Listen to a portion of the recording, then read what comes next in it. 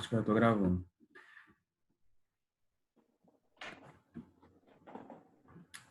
Vamos lá, Exuda? Vamos lá. 3, 2... Bom, boa noite, professores, estimados da banca que está nos analisando.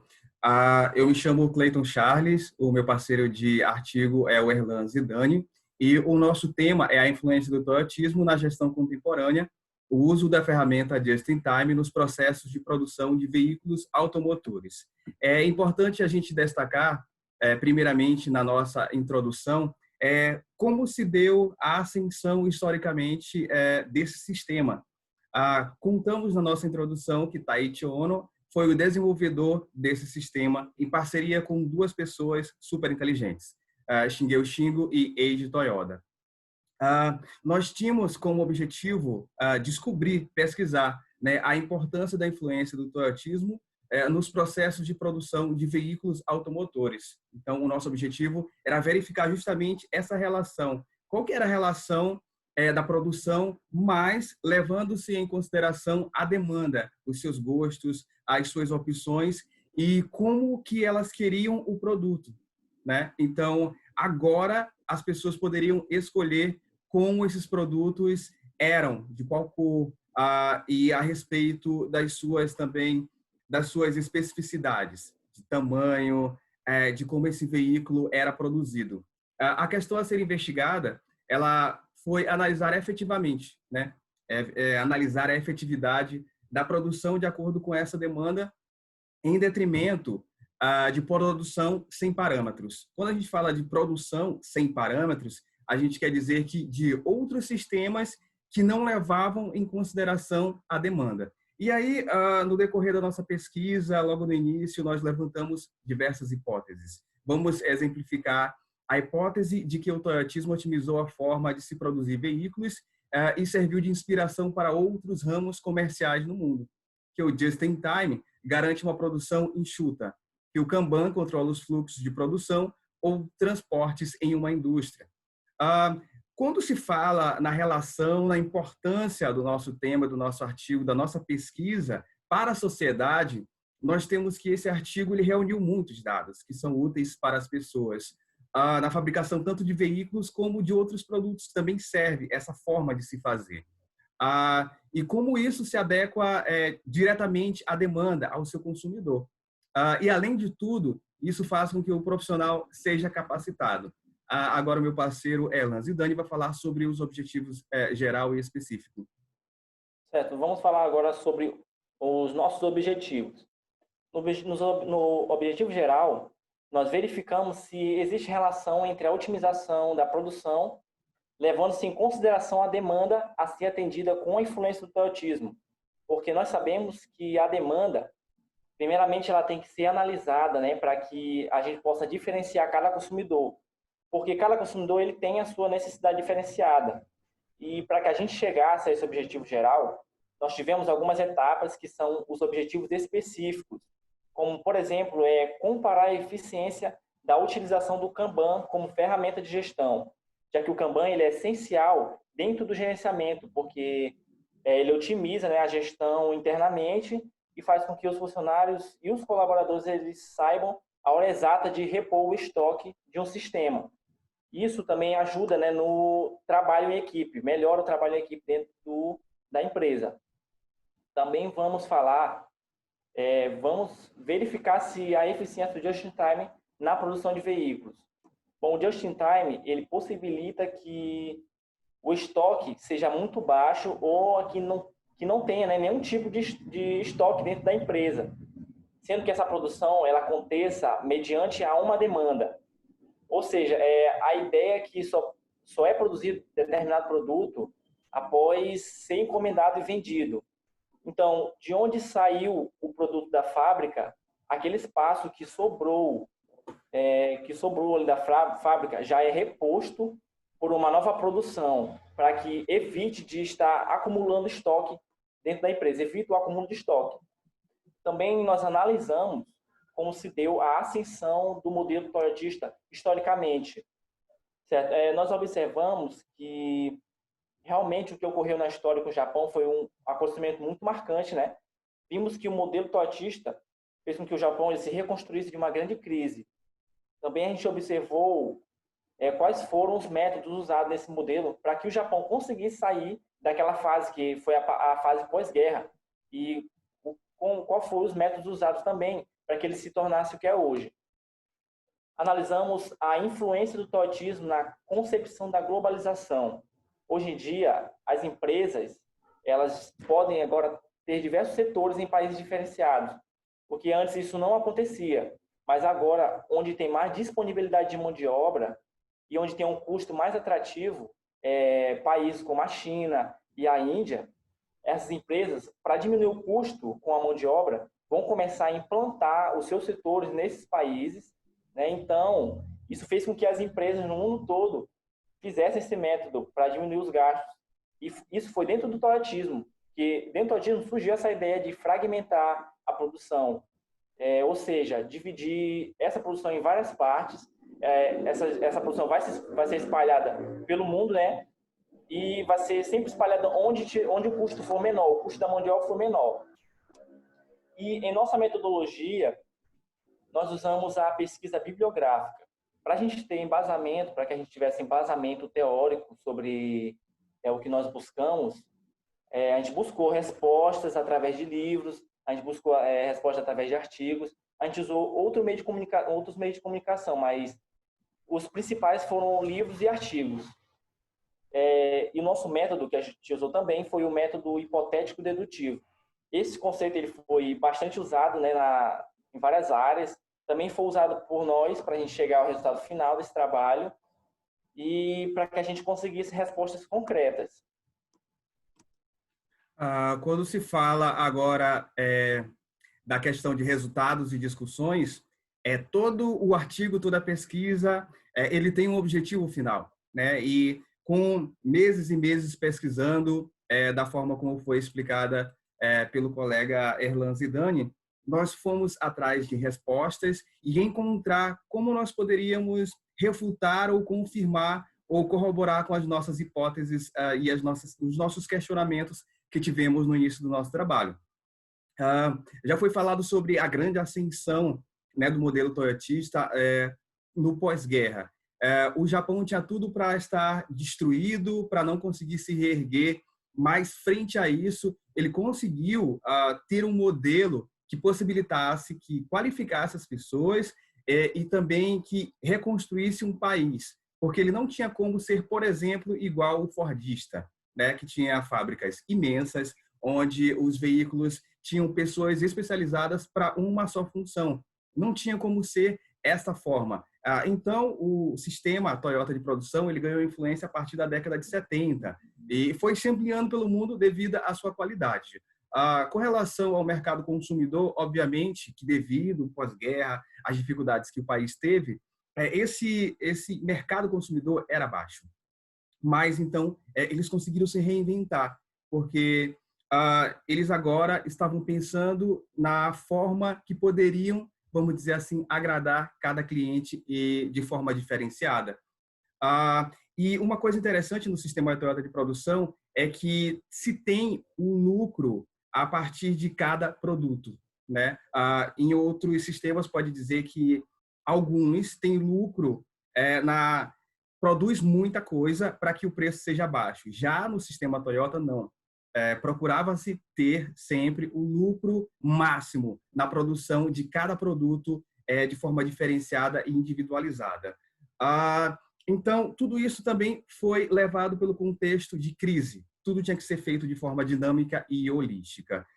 O sistema Toyota de produção, ele é assim tido porque ele envolve também um outro sistema interno dele que se chama Kanban, né? E descobrimos que essa ferramenta é muito importante internamente como uma ferramenta de gestão, porque ela é como se fosse uma cédula de dinheiro. E vamos, por exemplo, ao supermercado, temos que ter as cédulas num quantitativo e a partir desse quantitativo você vai comprar cada produto. Assim, internamente na empresa, você tem que ter uma cédula específica para cada parte da peça, para que essa peça seja liberada. E essa peça é só liberada porventura se houver necessidade de continuar a produção. se não houver necessidade, essa cédula ela não vai ser disponibilizada e a pessoa não pode retirar uma peça. Então, a produção fica parada ou continua de acordo com esse start ou esse stop que o Kanban proporciona. O toyotismo, ele prima por uma produção menor. Como foi dito, ele não tem como, até pelas características do país, né? Não tem como um país pequeno ter fábricas gigantescas, e é por isso que essa flexibilidade é muito importante. Você pode colocar diversas partes da sua empresa em locais diferentes, em países diferentes, mas mesmo assim isso funciona. Então, ele preocupa com custos relacionados à diversificação da gama de produtos. Agora temos o quê? Uma ilha de produção. Antes, tínhamos apenas aquela esteira, onde cada funcionário colocava só um parafuso, por exemplo. O toyotismo pensa numa ilha de produção mais extensa, mais flexível e mais holística, né? E aí a gente tem sempre uma comparação com o sistema americano, né? Que a mão de obra era especializada apenas numa função, onde no toyotismo é diferente. Não pode-se ter essa questão de flexibilidade apenas por uma função, porque a fábrica, por exemplo, se tiver um produto, uma demanda diferenciada, que precisa de um produto diferenciado, esse mesmo funcionário, esse mesmo colaborador, que outrora fazia outra função, agora ele pode se adaptar a uma nova função. Por exemplo, se tem uma família que necessita de um carro maior, então existe um design maior, existe outra preocupação, existe outra forma para se conseguir esse produto, para se conseguir produzir esse produto de forma diferenciada. Então, esse funcionário, esse colaborador, ele é preparado para sempre ir mudando e se flexibilizando com relação a um novo produto. Com relação aos princípios de melhorias contínuas no toyotismo, prima-se sempre pela qualidade, a melhor qualidade num produto, porque sabe-se que essa pessoa, esse consumidor vai voltar e ele vai querer e vai ser uma extensão, ou seja, um pai que tem um produto feito tanto do Toyota como influenciado, uma empresa que se influencia no sistema Toyota de produção, vai passar de geração em geração, porque ele sabe que é um produto de qualidade. Chegando às considerações finais, o companheiro Zidane vai falar algumas questões. Em nossas considerações finais, nós percebemos que o quanto que o mundo mudou, né, logo após esse sistema surgir. Nós vimos o quanto que as indústrias tiveram uma melhora enorme, né, em relação a lucro e diminuição de matéria-prima usando o toyotismo. Naquela época, o Japão estava fadado ao fracasso. Ele não tinha recursos naturais, eles não poderiam estar criando grandes fábricas também, né? Eles não poderiam estar fazendo gastos com grandes lojas de produção. Então, foi através dessa ideia a ideia foi de acordo com a realidade que o Japão estava passando, foram os métodos do toyotismo, fez com que o país ele crescesse em meio a essa crise que ele estava passando. A outra coisa importante também que eu queria falar foi como a diversificação de produtos foi mudada, porque no sistema americano poderia se fazer apenas um modelo do automóvel com uma cor, né? E apenas um modelo do automóvel. No toyotismo, até os moldes para os colaboradores era diferente, justamente para aumentar a diversificação de produto. Isso ia chamar a atenção do consumidor, né? Eles quebraram esse conceito de que era só um produto, era só uma cor. Então, isso melhorou bastante, né, para as empresas, tanto para o consumidor quanto para as empresas. Depois que tudo que falamos, que descobrimos com esse artigo, a gente leva em consideração que ele é um sistema que ele consegue trabalhar tanto internamente quanto externamente. Por que internamente? Internamente, ele faz com que os funcionários sejam qualificados, tenham a visão holística e trabalhem sempre querendo mais, porque eles também são gratificados com a melhoria do trabalho deles. Então, eles sempre querem aprender mais, porque também eles podem ficar para trás dentro dessa empresa. Então, eles procuram se qualificar e as empresas também que usam esse sistema procuram qualificar os seus funcionários. Com isso, com esses funcionários, com esses colaboradores bem treinados, pensando sempre na melhoria da qualidade, a empresa cresce. e ela acaba proporcionando qualidade para a comunidade, para o país a qual ela está inserida. E com isso, a sociedade também ganha muito com produtos de qualidade.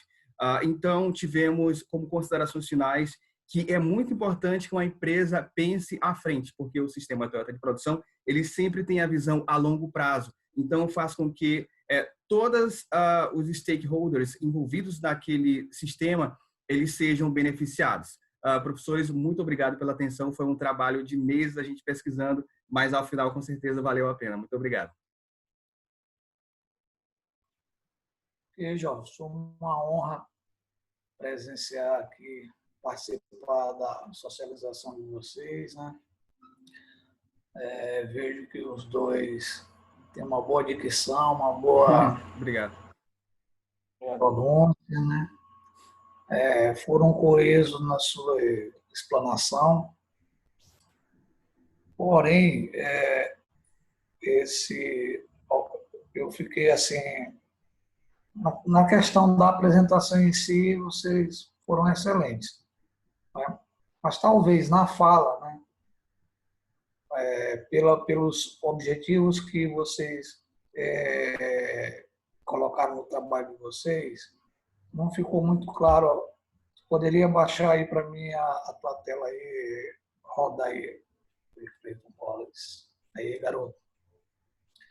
Não ficou muito claro aqui, por exemplo, vocês botaram assim, essa comparação de eficiência não ficou claro, que eu já entendi o que vocês querem dizer, mas se vocês fossem vender a ideia do toyotismo para alguém que queira implementar na sua empresa, né?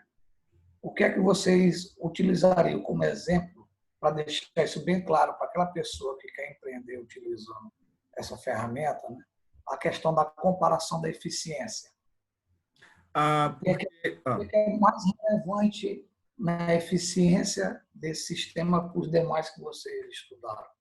Tá, a eficiência dele está em estudar essa demanda, ou seja, os consumidores, saber exatamente o que eles precisam e como eles precisam. Até citamos o exemplo da família, por exemplo. A família precisa de um carro, por exemplo, grande, espaçoso, para levar toda a família para a diversão, onde eles querem, para a escola, enfim, eles precisam de um carro espaçoso.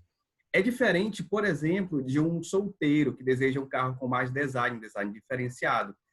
E ele sabendo, fazendo uma pesquisa com essas pessoas, com esses consumidores, ele vai direcionar essa produção para justamente essas pessoas.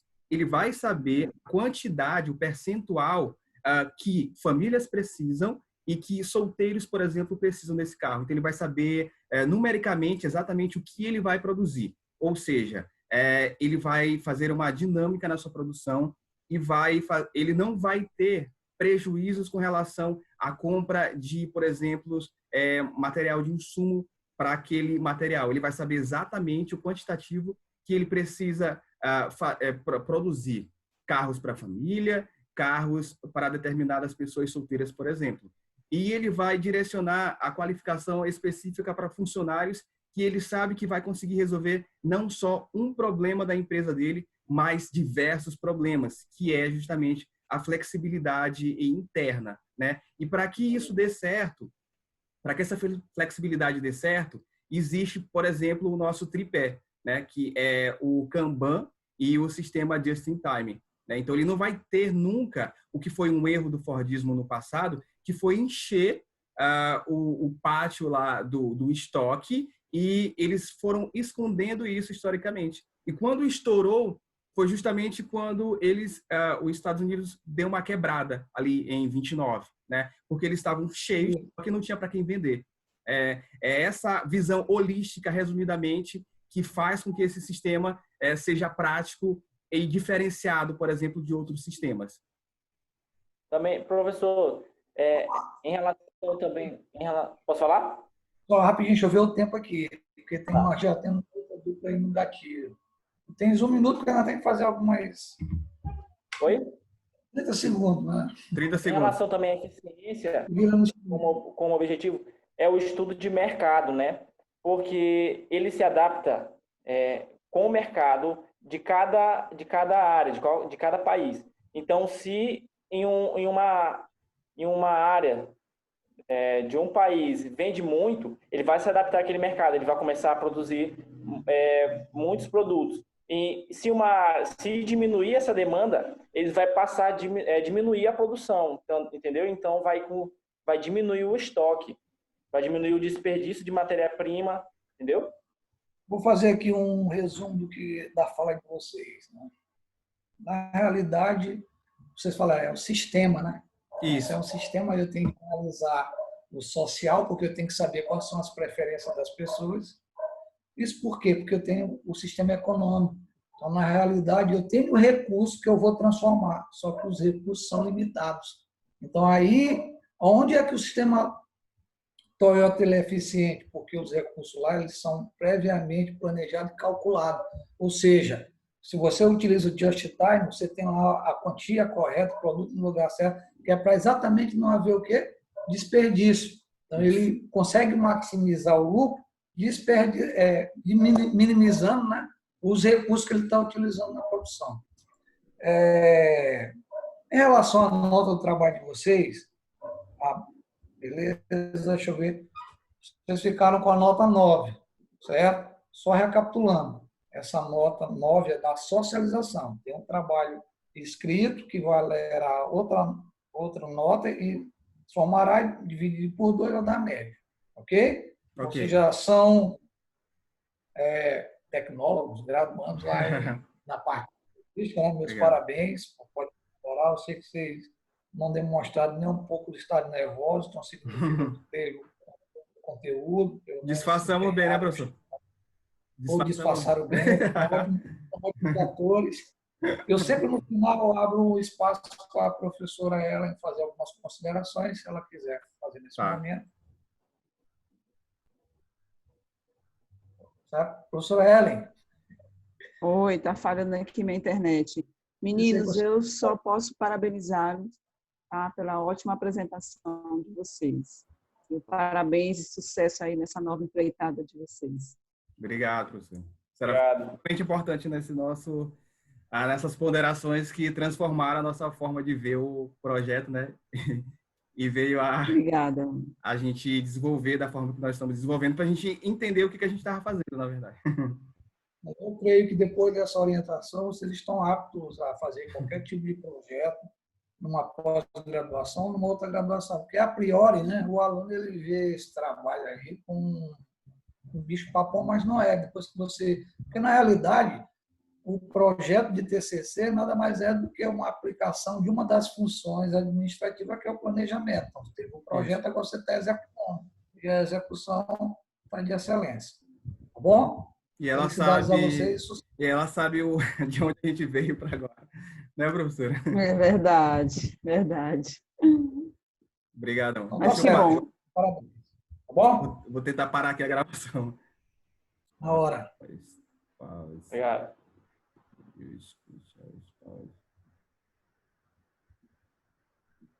Só um minuto, deixa eu tirar aqui. Eu vou... Será que se eu desconectar vai prejudicar a tua gravação aí, Cleiton? Estou vendo aqui, porque eu vou lhe botar de volta no... Não, porque eu vou ter que abrir um outro... Porque o tempo já expirou aqui.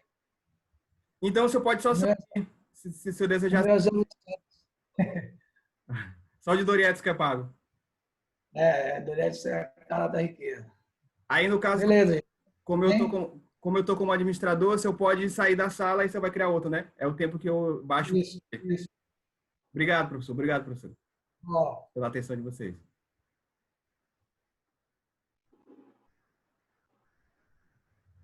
Foi top. Agora eu tenho que saber onde é que eu salvo aqui. Eu falei bacana. Falou top.